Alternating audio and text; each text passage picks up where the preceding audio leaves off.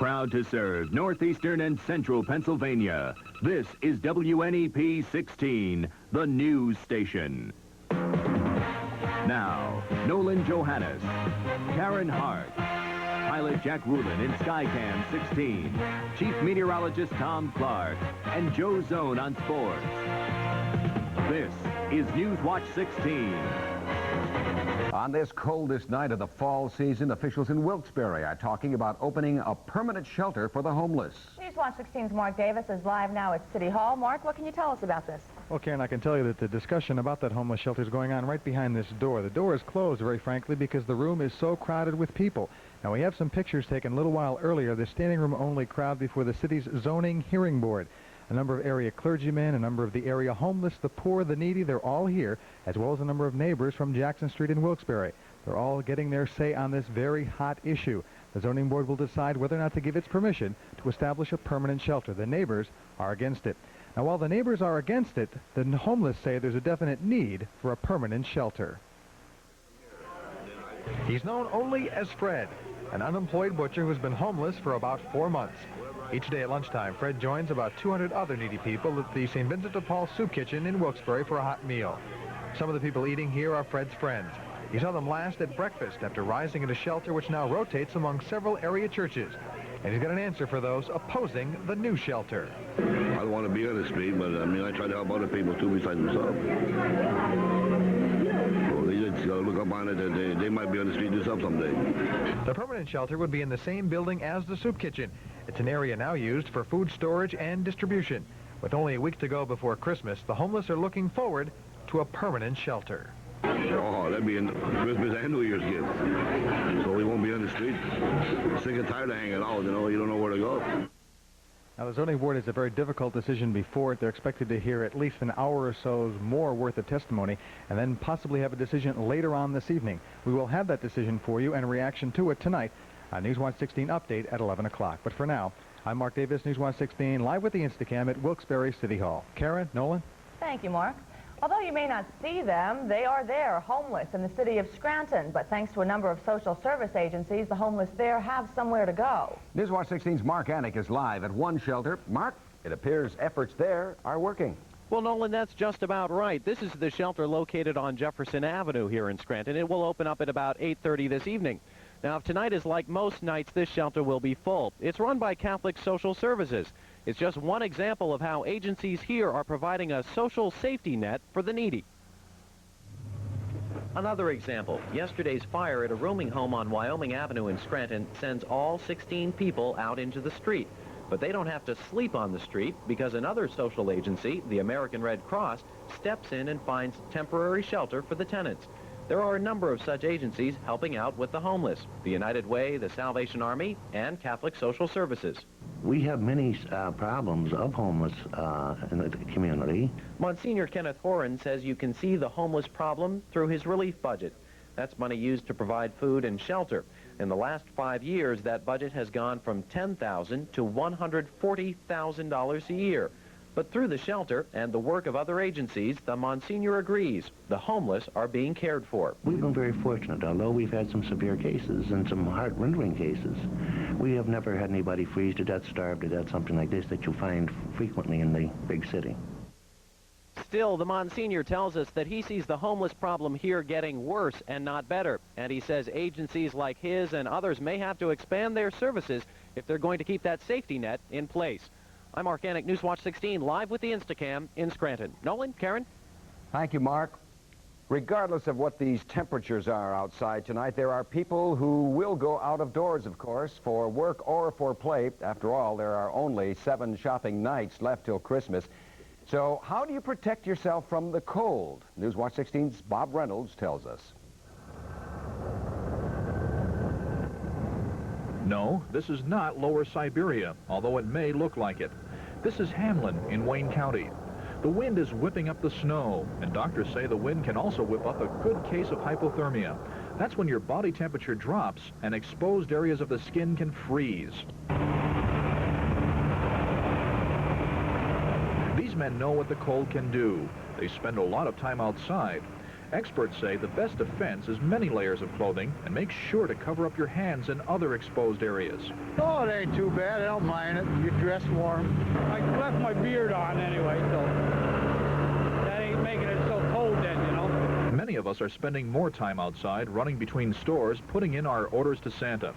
At Wayne Memorial Hospital in Honesdale, doctors say it's especially important for senior citizens to bundle up. Elderly people don't perceive cold as well as a younger person would, and would not know that they're getting cold as easily. Doctors also say that taking a sip of liquor may make you feel warm inside, but in actuality what it's doing is lowering your body's temperature.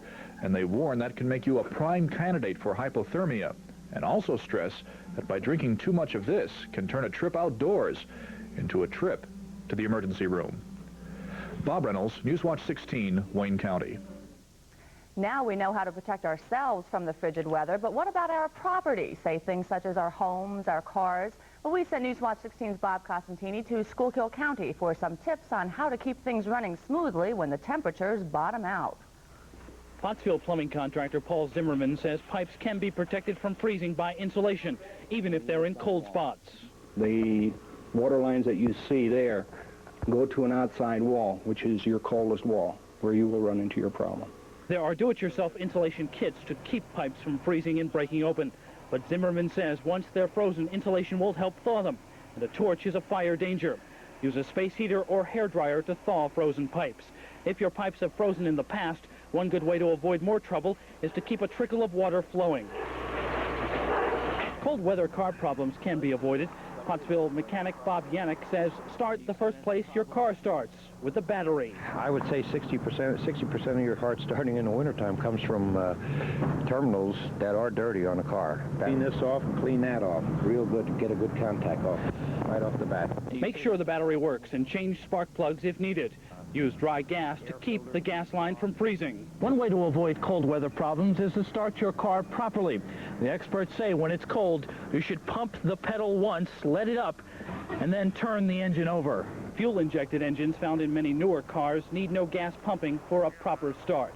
Bob Costantini, Newswatch 16, Pottsville. Of course, we hear that the bitter cold can be blamed on something that you may have just seen. It's called the Alberta Clipper. What is an Alberta Clipper? Well, let's ask the expert, our chief meteorologist, Tom Clark. It's a fancy term. Karen and Nolan and meteorologists have been using it for years. The Alberta Clipper is a fast-moving snowstorm that comes out of Canada. And we had one come through here last night. And they tend to be followed by bitter cold air. Now, they originate up over western Canada, over the province of Alberta. And the storm track this week has been coming directly from that very cold region. And it's been allowing the very cold air to filter down over the eastern half of the U.S. The low-pressure systems begin over Montana, and they drop on down very quickly. And they swing right on through off the coast in a matter of only 24 hours. And they can many times leave as much as anywhere from 1 to 2 inches up to 8 inches of snow in a very short period of time. Now, another one of those Alberta Clippers is coming down out of Canada tonight, and I think that by the time it reaches the East Coast on Friday, well, you'll want to stay tuned because I think you'll be interested to know what's going to be happening weather-wise Friday into Saturday. Definitely. Okay. Absolutely. Okay. Thanks, Tom. Newswatch 16 continues with shoe workers' reaction to a presidential veto. Plus, later on, we'll be showing you how you can help a youngster through an important part of his life.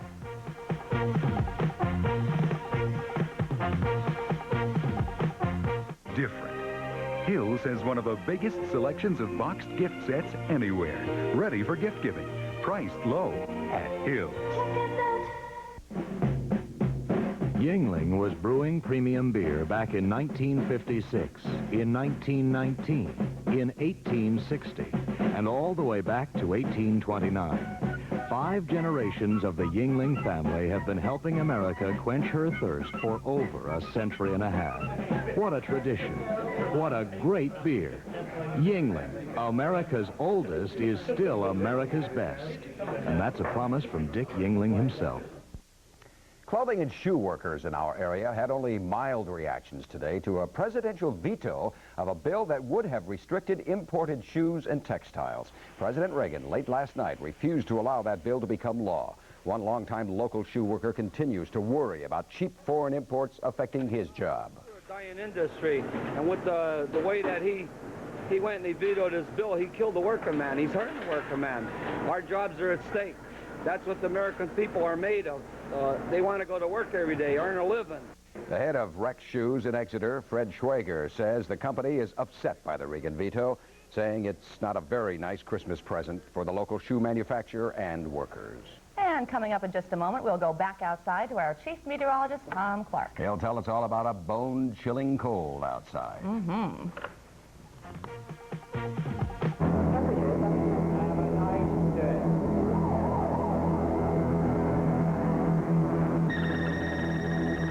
The new Rado Diastar Anaton from Switzerland, protected by scratch-proof metal and sapphire crystal almost as hard as diamond. It is anatomically designed to fit the wrist. It will not blemish. It is a precious object of tomorrow. The new Rado Diastar Anaton, untouched by time. Available exclusively at Picardo Jewelers. The bell will sound in just about an hour from now. That's when a former heavyweight champ will begin a boxing battle in Wilkes-Barre to raise money for charities in our area. In this corner, Smokin' Joe Frazier, who weighed in today for his 3-round sparring exhibition tonight. Frazier has a 38-pound advantage over challenger Jim Marinello of Pittston, a Luzerne County parole officer. Proceeds from tonight's bout go to charity, including several groups fighting child abuse in Luzerne County. That's why Smokin' Joe accepted the challenge. I think we should be, let's say, more concerned with taking care of them and love them and give them a good life. And when it comes to kids, I'll do anything for them. The Frazier-Marinello match is one on a full fight card set to begin at 7 tonight here at the Bishop Hoban Gymnasium, where they were busy getting the ring ready today. Our meteorologist, Tom Clark, is getting ready in his ring to fight off the cold temperatures. Yeah. How is it out there, Tom? Well, there's a stinging breeze blowing out in the backyard. It's absolutely frigid, in part thanks to the snow cover, which helps to keep the temperature down about 5 degrees. And in many places tomorrow morning it will be well below 0. We had 1 to 3 inches of snow last night from that Alberta Clipper that moved on through, named after the old Clipper ships in the old days that used to fly over the ocean in that strong breeze. Now let's look at the holiday house for tonight. As I stop rambling here, that belongs to Rich and Marlene Knappman, and they live along Holly Street in Trucksville, Luzerne County. A nice job. In my backyard now, check it out, 13 above 0 now. Weather watcher called me from Gouldsboro in the past hour, 4 degrees at his house, and elevation 2,000 feet. In Lopez, it is now 6 degrees. In Mount Carmel, it's a little warmer at 9 above 0 at the moment. The winds are dying down, and that's helping the temperature to plummet. Humidity 58%, the wind is northwest at 12, and that's allowing a wind chill factor at times of about 10 below. The barometer is rising from 30.14. 22 and 13, the range here today. Look at that, a year ago today we had 52 degrees here in Avoca. Now, coming up the satellite image, the leading edge of all this Arctic air down to the south, you can see a big band of clouds down that way. Some showers along that line. But there's the storm that moved quickly out to sea.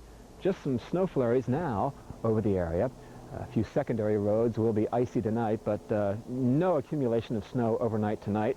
A lot of sunshine out to the west, and we'll see a good bit of that tomorrow.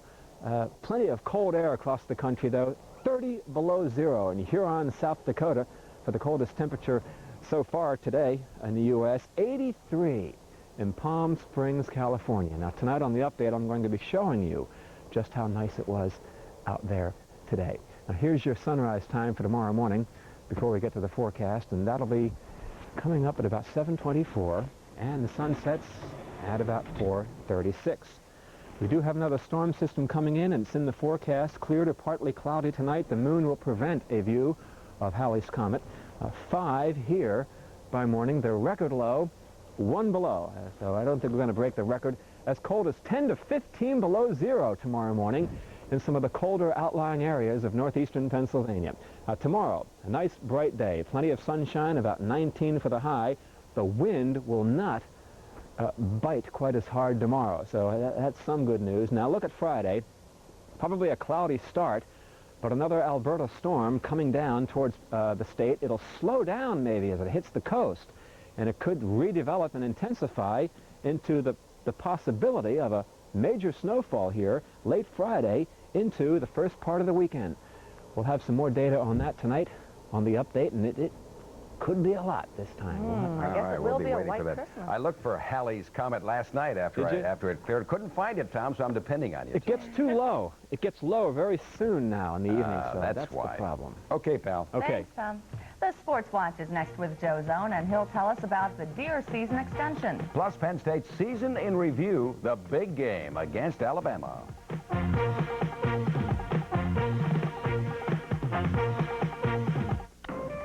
Tommy, guess what? What? He was here. He knows. Oh. Really? Tommy? Shh. Come on, come on.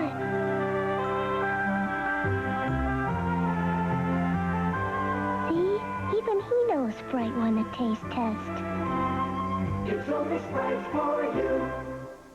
Skycam models are now available. Elderly people on Medicare who also carry Blue Shield insurance will not see an increase in their Blue Shield rates next year. Blue Shield pays that part of doctors' bills not paid by Medicare. It'll be the first time in 20 years that rates for the 65 special program have not gone up. The reason? Blue Shield says the elderly customers are using their health care services more wisely, holding down health care costs. Well, the excitement is building for the Orange Bowl. It's not like you need an incentive, but Clarkie's forecast makes Miami look better and better. We envy you, Jim. By the hour. I'll tell you what. Okay, Penn State. Remember, they played 4 games, won them all, had moved up to the 9th spot in the college poll, and yet there were still a lot of questions about how good Penn State really was. They answered some of those questions in Game 5 against Alabama. The Crimson Tide brought its perfect record and number 11 ranking into University Park and jumped out on top early. Quarterback Mike Shula to Al Bell. Alabama, 7-0. Penn State's offense on this day came from the right leg of field goal kicker Massimo Manca. 2 in the first half sent the teams in at halftime with Alabama leading 7-6. Penn State takes the lead in the second half. 2 more Manca field goals. It's 12-10 into the fourth quarter. Then, quarterback John Schaefer out with an injury. Backup Matt Kisner is in. First play, it's a TD pass to Brian Seiberly. Penn State led 19-10. Alabama scored late to make it 19-17. Still, it's another 2-point win for Penn State. It seemed really like both teams were playing not to make a mistake. I don't think that. I think both teams were doing what they know how to do. I don't think it was a question of not making mistakes. Both teams have played that way. Coming off the win over Alabama, people were expecting big things against Syracuse, and that's the way the Nittany Lions started out. This is the opening kickoff, and this is Jim Coates, and this is 77 yards to set up Penn State's first touchdown. 7-0 early in the first. Another big play from the specialty teams. This time, it's Mike Timpson with a punt return, and that sets up Penn State's second touchdown. 14-0, looks like a Nittany Lion romp. No way. It's 17-13 in the fourth when Syracuse quarterback Don McPherson goes to Mike Ciano, and that gives the Orangemen the lead 20-17. But when Syracuse fumbles with minutes left, Penn State drives for the winning touchdown. This one's too close. 24-20 Penn State. They're 6-0. I think it was just a good football game between 2 clubs that were really playing tough, and we got the break at the end, and they didn't. So after 6 games, ranked number 3 in the country, Iowa, then number 1, Oklahoma, had lost to Miami and had dropped down to number 10. It's not Notre Dame, but it is a college football job, and that's why Jerry Faust is going to the University of Akron. Faust signed a 5-year deal today. That's the length of his last contract with Notre Dame. It's worth $700,000 per with benefits, 6 figures. His old Moeller High School teams used to play in Akron Stadium. I'm also fortunate and happy to get back in the Rubber Bowl. I've had a lot of good memories in the Rubber Bowl, and I hope they continue. Can't say the same for the Notre Dame Stadium. I've had some trouble in that stadium at times, but the Akron Rubber Bowl has been great. To make room for Faust, Akron creates a job for the winningest coach in the school's history, Jim Dennison. He was 80, 62, and 2 in 13 years. He's now an associate athletic director. Akron is a Division I AA school. Plans of going to 1A next year or sooner. Roy Chipman says personal reasons have caused him to resign his head basketball job at Pitt after this season. I would take it personally, too, if the NCAA were investigating my program for recruiting violations. Pitt plays in the tough Big East. They've never finished better than 6th there. The deer harvest was too small, so you're going to get one more shot, so to speak. The 2-day antlerless season ended yesterday. The Game Commission was hoping for a harvest of at least 79,000. They didn't get it, so you'll get it Saturday. One more day to go after antlerless deer. That's all of it. Give tonight your best shot. See you at 11. Very good. You're really thinking about the warmer climate of Miami, huh? Actually, I'm really thinking about a great football game. The That's fact that very it happens good. to be in Miami, no big deal. Sure. Yeah. Okay, Joe. Thanks, Joe. Stay with us. Wednesday's Child is next on Newswatch 16. Tonight, Chad's story, a tale of a curious youngster who needs a man's guiding hand.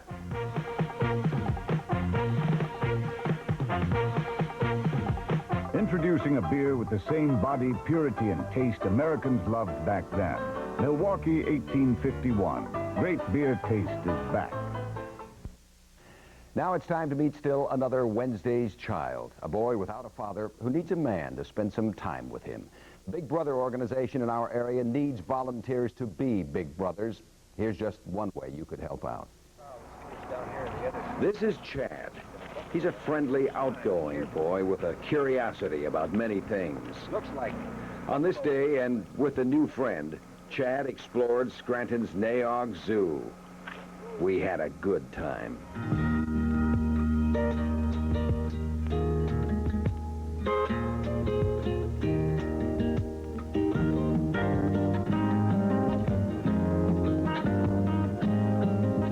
Chad has a mom and a sister, and he needs a big brother. How long have you been waiting for that big brother? A year and a half. That's a long time to wait. Yes. Do you know what's taking so long? No. What are some of the things you would like to do with him? Ask him to practice with me in basketball. Uh-huh. Ask if he wants to go skiing with me or go to the movies one day. Mm-hmm. Or sometime if he has free time, go out for dinner. There are so many young boys like Chad who need and want the friendly advice and guidance of an adult man in their lives. Just to be a friend. If you can help a young boy through an important part of his young life, call Big Brothers. They're in the phone book in Scranton, Wilkes-Barre, and Hazleton. And believe me, friends, Big Brother, Big Sister organization needs volunteers. Please call. And that is Newswatch 16 for this bitter cold Wednesday. Be sure to join us tonight on the update when we'll find out why pharmacists are being warned to watch what they sell. World News Tonight is next with some tips on how to save money on your taxes. For the team, thank you for joining us. Enjoy your evening. When you see news in the making, Newswatch 16 wants to hear from you. Call 1-800-533-NEWS, toll free from anywhere in Pennsylvania. Call 24 hours a day, 7 days a week. 1-800-533-NEWS.